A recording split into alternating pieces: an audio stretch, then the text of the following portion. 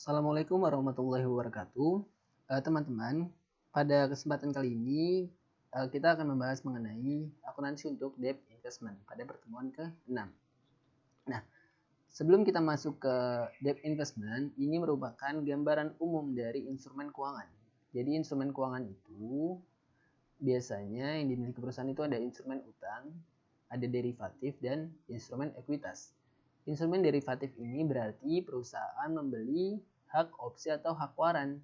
Jadi dia membeli suatu sertifikat perjanjian antar kedua perusahaan.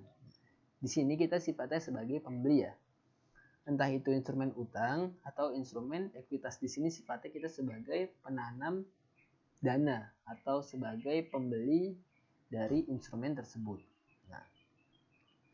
Nah, alurnya jika ketiga instrumen ini dia diharapkan untuk dijual dalam jangka waktu yang pendek, artinya dia untuk diperjualbelikan, maka dia akan menggunakan metode fair value through profit and loss. Nah, jadi di kotak kuning yang aku tandain ini, dia itu maksudnya apakah investasi itu akan diperjualbelikan atau tidak, atau dalam kata lain apakah perusahaan berharap arus kas kontraktual dari aset tersebut seperti pembayaran pokok bunga dan pembayaran pokok ya. Nah, jika tidak, artinya kan dia cuma diperjualbelikan, maka dia akan menggunakan metode fair value through profit and loss, atau aku sebutnya FAPOL ya. Nah, kita mulai dari instrumen ekuitas. Ya. Jika dia ingin diperjualbelikan tadi, dia akan menggunakan FAPOL. Nah, tapi jika dia tidak ingin diperjualbelikan, dia akan menggunakan akan ditanya lagi nih, apakah memilih fair value option atau tidak gitu. Kalau dia tidak menggunakan fair value OC option, dia akan menggunakan fair value OC, fair value through OC dengan no recycling ya. Jadi pertanyaan-pertanyaan ini yang menentukan bagaimana sih perlakuan daripada investasi yang dimiliki perusahaan. Nah, sedangkan di sisi instrumen hutang, nah jika dia niatnya tidak untuk dijual ya, tidak untuk dijual, artinya dia berharap ada arus kas kontraktual masuk, yakni pembayaran bunga dan pembayaran pokok utang, maka dia akan ditanya lagi nih di sini, apakah menggunakan fair value option atau tidak. Kalau dia tidak menggunakan fair value option, dia akan dapat dilakukan menggunakan amortized cost dan fair value OC ya, atau fair value through OC with recycling. Nah, gitu teman-teman. Jadi gampangnya, untuk semua yang diharapkan untuk dijual beli dan menggunakan fair value option, dia akan menggunakan FAPOL ya. Jadi ada dua syarat untuk menggunakan FAPOL ini. Yang pertama, dia diharapkan untuk diperjualbelikan dalam waktu singkat. Yang kedua, dia harus memilih fair value option. Nah, apa sih bedanya VOCI with recycling dan VOCI no recycling? Jadi bedanya ada di perlakuan saat penjualan teman-teman, yakni selisih antara fair value dan carrying value. Nah, jika fair value OC with recycling atau VOCI with recycling ini, biasanya kita melakukan penjualan seperti pada umumnya aja. Ya kan, misalkan kita mempunyai debt investment sebesar 100 juta, ya kan, harga pasarnya 120 juta. Harga pasarnya 80 juta.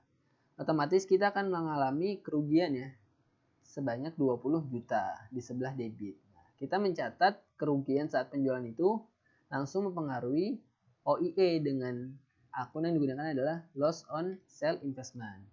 Seperti biasa aja pokoknya. Nah, sedangkan kalau fair value OC no recycling atau VOCI no recycling, itu sebelum kita melakukan penjualan, kita wajib membuat fair value adjustment teman-teman. Di mana jurnal fair value adjustment itu adalah sebagai berikut. Nah, ini yang ada di layar ini adalah contoh apabila rugi ya. Jadi unrealized holding gain loss strip equity-nya di debit, pada fair value adjustment-nya di kredit teman-teman. nanti unrealized holding gain-nya ini akan ditutup ke AOCI, teman-teman. Nah, sehingga karena dia sudah melakukan penyesuaian dengan fair value adjustment, dia tidak perlu lagi mengakui adanya loss atau gain saat penjualan.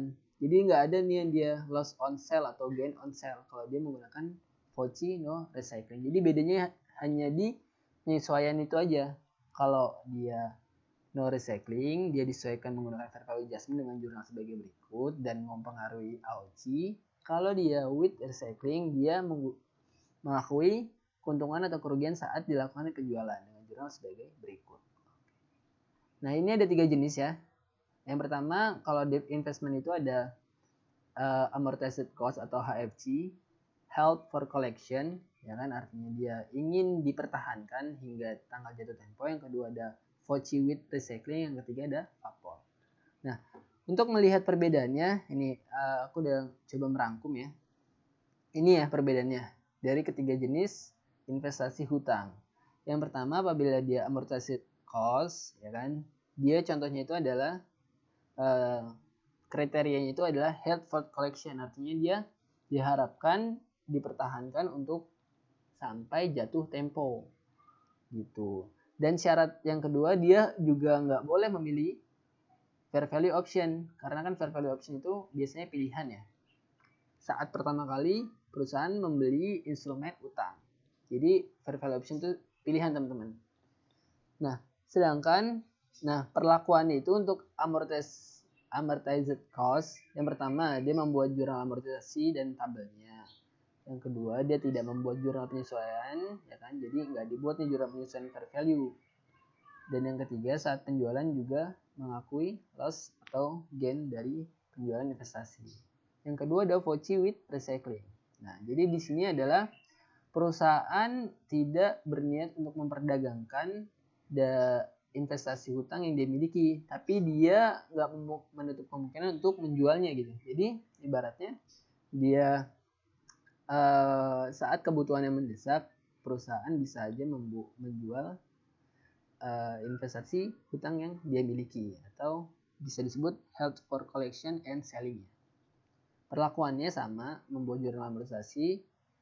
Nah, bedanya adalah beda yang dari pertama, dia membuat jurnal penyesuaian fair value dengan jurnal sebagai berikut: fair value adjustment pada unrealized holding gain equity. Nah, kenapa dikasih equity di akhirnya ini? Artinya kalau dia dikasih equity itu dia bakal masuk ke OCI ya, other comprehensive income, dan dia ditutup ke AOCI, teman-teman.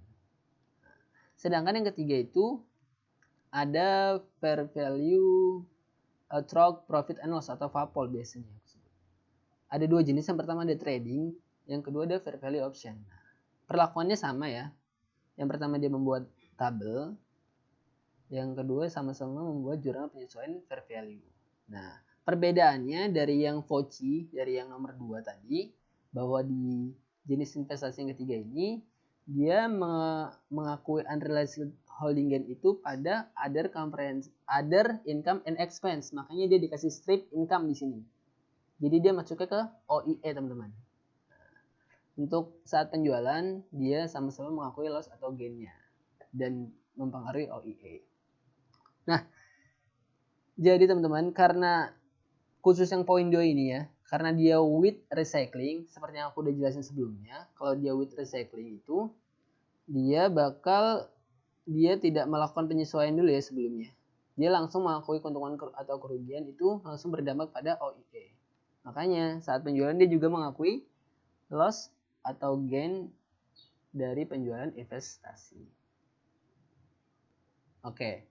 Nah, bagaimana perlakuan biaya penerbitan ya kan pada investasi?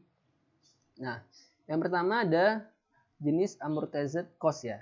Nah, perlakuannya itu adalah dia mencatat biaya seperti broker atau biaya yang berkaitan langsung dengan investasi itu sebagai cost of investment. Sehingga kita perlu mencari market rate yang baru. Karena apa? Karena kalau kita anggap sebagai cost ini, artinya dia bakal menambah carrying value daripada debt investment. Nah, yang kedua untuk FOCI with recycling itu juga sama. Nah, yang beda itu ada di FAPOL. Nah, kalau FAPL itu dia akan mencatat sebagai biaya tersendiri. Misalkan komisi broker, berarti dia langsung mencatat commission expense pada cash. Nggak menambah carrying value daripada investasi. Oke, kita langsung masuk ke jenis investasi utang yang pertama. Yang pertama itu ada investasi yang diukur pada amortized cost atau held for collection. Adalah investasi utang dimiliki untuk dikoleksi dalam rangka memperoleh pembayaran bunga dan pokok. Kan? Nah, jadi untuk HFC ini nggak semata-mata bahwa dia dilarang untuk menjual, teman-teman. Dia dapat menjual dengan 3 alasan ya. Yang pertama ada sekuritas tersebut sudah tidak memenuhi kriteria atau strategi investasi perusahaan, misalnya ratingnya turun. Yang kedua, perusahaan mengubah strategi investasinya yaitu hanya berinvestasi pada sekuritas dengan jangka waktu tempo tertentu gitu. Kan kalau misalkan HFC ini kan artinya kita berinvestasi nyampe jatuh tempo akhir ya. Kan kalau investasi juga waktunya nggak lama nggak sebentar, misalkan 5 tahun atau 10 tahun. Nah, di strategi ini biasanya perusahaan mengubah dalam jangka jatuh tempo tertentu, misalkan lebih singkat waktunya. Nah, itu dia boleh menjual daripada HFC ini. Yang ketiga, perusahaan membutuhkan dana untuk keperluan belanja modal sehingga perlu untuk menjual sekuritas atau investasi yang dimiliki. Nah, kita langsung ke contoh latihan aja ya. Yang pertama ada latihan penerbitan di tanggal pembayaran bunga.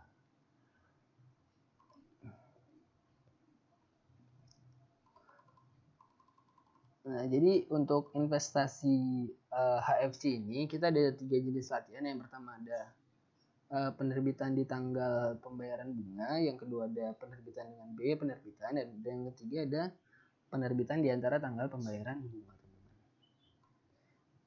Oh, ini lupa dihapus.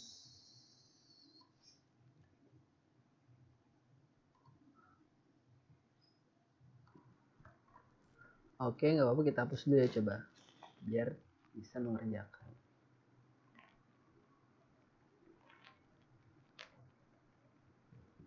Nah, contohnya teman-teman, ini contoh soalnya ya.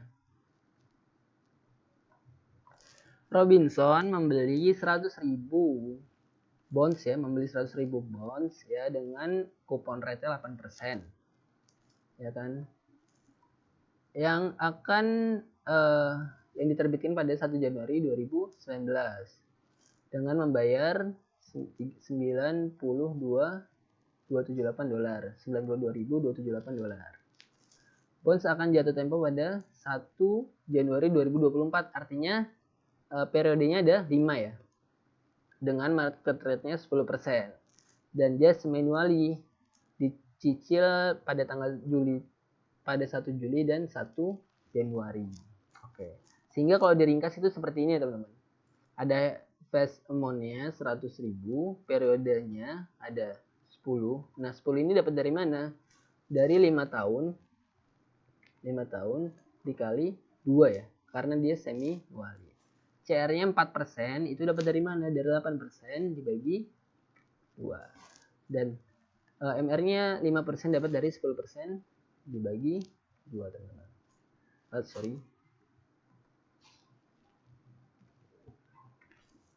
Bagi 2. Oke. Kita langsung aja membuat present value of bond-nya ya, dengan menggunakan rumus ini aja. Sambil belajar untuk ujian online ya. Kalau boleh menggunakan Excel, ini bisa dipraktekkan di rumah. Nah, untuk menghitung present value bonds, kita bisa menggunakan rumus PV ya, atau present value. Rate di sini adalah MR-nya. N per-nya ini artinya periodenya ada 10, teman-teman. Dan PMT-nya ini artinya bunga yang dicicil, teman-teman. Jadi kita harus mengali. Kalau bunga yang dicicil kan adalah FA dikali CR, berarti 100.000 dikali CR-nya 4%.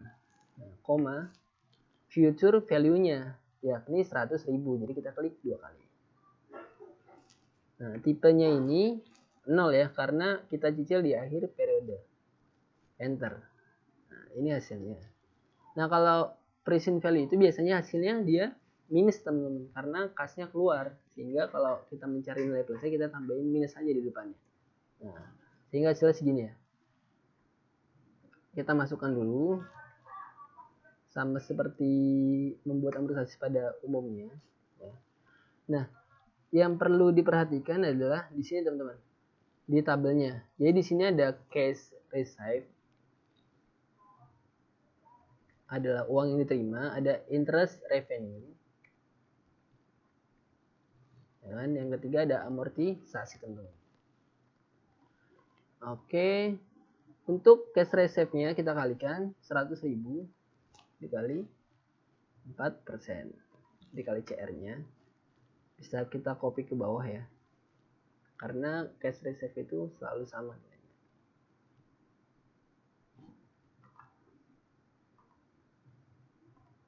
Nah, yang kedua ada interest revenue. Itu cara mencarinya adalah MR dikali carrying value S ya, atau carrying value sebelumnya. Jadi MR-nya berapa tadi? 5% ya kan, dikali carrying value sebelumnya yang ini. Nah, untuk amortisasinya berarti selisih antara poin B dan poin C, yakni selisih antara kas yang diterima dengan pendapatan bunga. Berarti selisih antara 4.600 dan 4.000. Sedangkan untuk carrying value-nya apabila dia dijual dengan harga diskon, ini kan diskon ya. Kalau misalkan lebih rendah daripada FA kan berarti diskon. Berarti dia perlu ditambah. Berarti 9278 ditambah amortisasinya. Oke, itu yang pertama. Yang kedua juga sama teman-teman. Tinggal kita kali aja sama dengan 5%. Dikali yang sebelumnya ini. Sehingga kita tarik aja ya semuanya ke bawah. Nah, ini kita tarik ke bawah.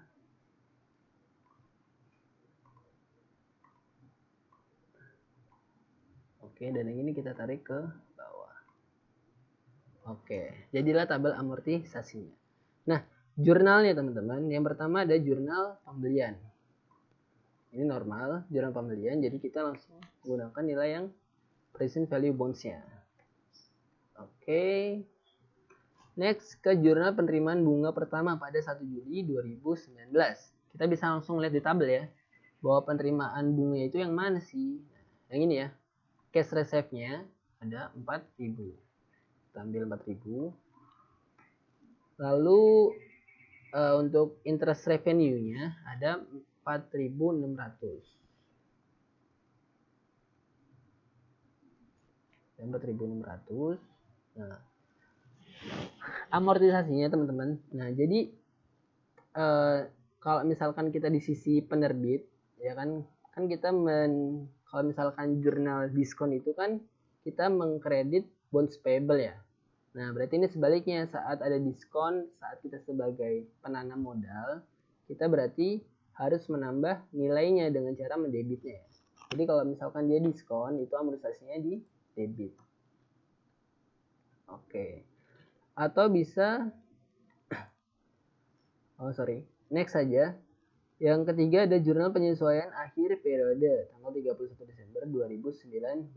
Nah, ada dua cara teman-teman. Yang pertama menggunakan satu jurnal, yang kedua menggunakan dua jurnal. Kita cobain satu jurnal dulu ya. Jadi berapa sih bunga yang diakuin? Bunga yang diakuin itu adalah sebesar 4.000 ya teman-teman.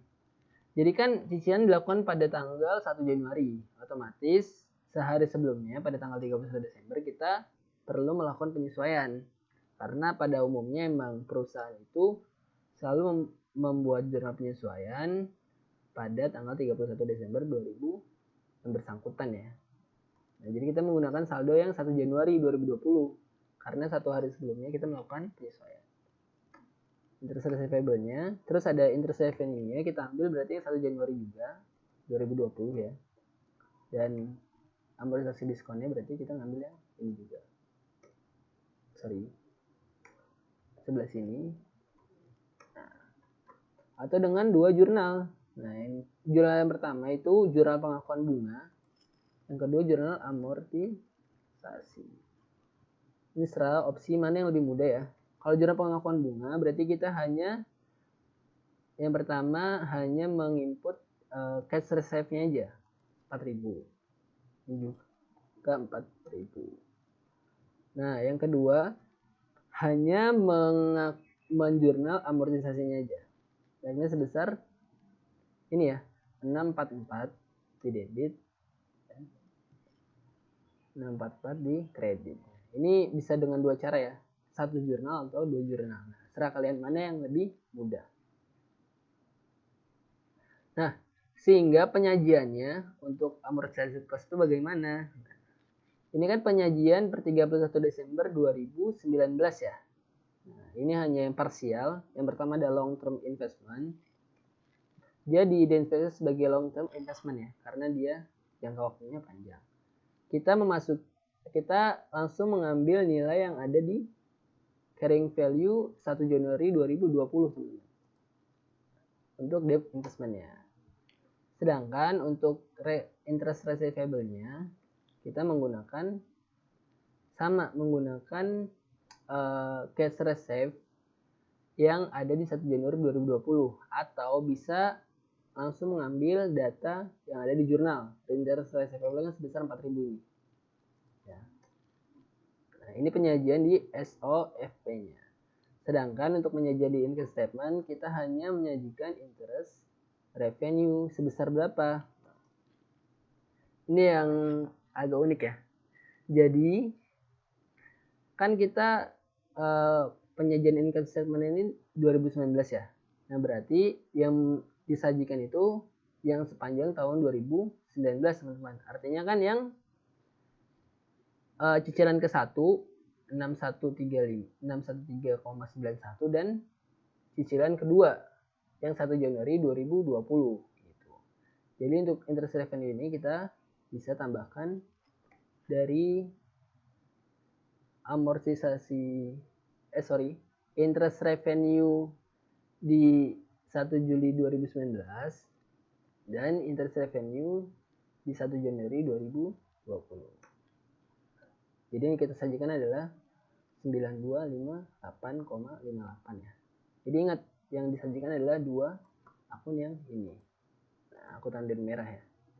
Karena kita per 31 Desember 2019, maka yang perlu disajikan juga hanya sepanjang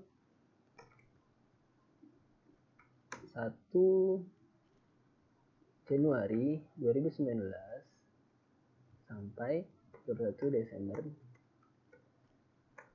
2019. Dan nilainya itu tercermin dari interest revenue 1 Juli dan 1 Januari. Oke, lanjut.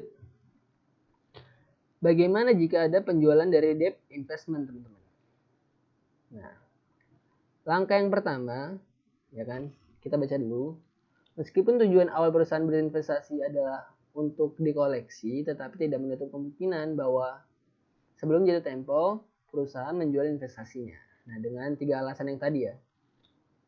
Nah, diasumsikan Robinson menjual debt investment pada 1 November 2021 dengan harga 99,3/4 atau 99,75 ya. 99,75. Ini harga jualnya atau kurs saat menjual. Nah, maka langkah yang pertama kita harus menghitung carrying value-nya dulu per 1 November 2021. Nah, dengan cara apa? Dengan cara membuat jurnal amortisasi terlebih dahulu, teman-teman. Nah, jadi kan di dalam tabel ini 1 November 2021 itu ada di antara 1 Juli 2021 dan 1 Januari 2022, teman-teman. Ya kan? Dimana fraksinya itu kalau misalkan 1 Juli 2021 sampai 1 Januari 2022 itu adalah 6 bulan, teman-teman. Maka dari itu untuk menghitung amortisasinya kita harus menghitung berdasarkan fraksinya. Nah, fraksinya itu gimana cara ngitungnya? Nah, cara ngitungnya itu adalah dari 1 Juli 2021 tepat cicilan sebelumnya dari tanggal penjualan, sampai 1 November 2021. Ini kan 4 bulan ya. Juli, Agustus, September, Oktober, ya kan? Yang 30 Oktober kan itu 4 bulan. Berarti fraksinya itu adalah 4 bulan. Maka nilai amortisasinya itu kita menggunakan cara gini, 4/6 dikali amortisasi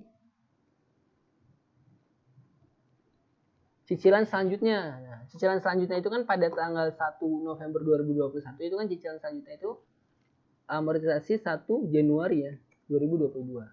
Nah, jadi untuk menghitung nilai amortisasinya itu adalah fraksi dikali amortisasi 1 Januari 2022, teman-teman. Yang aku merahin ini 783,53. Jadi cara mencarinya itu seperti itu ya.